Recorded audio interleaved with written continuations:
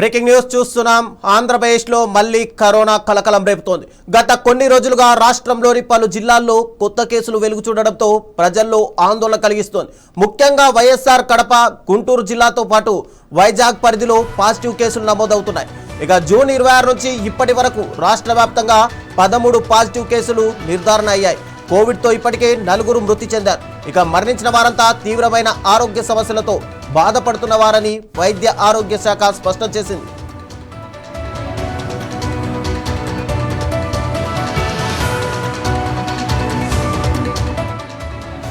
Corona పరిస్థితులపై రాష్ట్ర ప్రభుత్వం, వైద్య ఆరోగ్య శాఖ తక్షణమే స్పందించాయి. రాష్ట్రంలో కరోనా పరిస్థితి పూర్తిగా అదుపులోనే ఉందని మంత్రి సత్యకుమార్ తెలిపారు. ఇక తీవ్రమైన లేదా ప్రమాదకరమైన వేరియంట్ ఇది కాదని స్పష్టం చేశారు.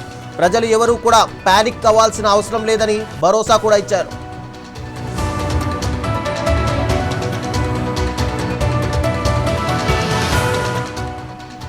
అయితే ముందస్తు జాగ్రత్తగా ఏపీ ప్రభుత్వం అప్రమత్తమైంది. కడపలో 24 గంటల కంట్రోల్ రూమ్ను ఏర్పాటు చేయడంతో పాటు గుంటూరు ఎయిమ్స్ పరిధిలోనూ కఠిన నిఘా చర్యలు చేపట్టారు. వైరస్ వేరియంట్ గుర్తించేందుకు శాంపిల్స్ను పూణేలోని ల్యాబ్కు జీనోమ్ సీక్వెన్సింగ్ కోసం పంపించారు.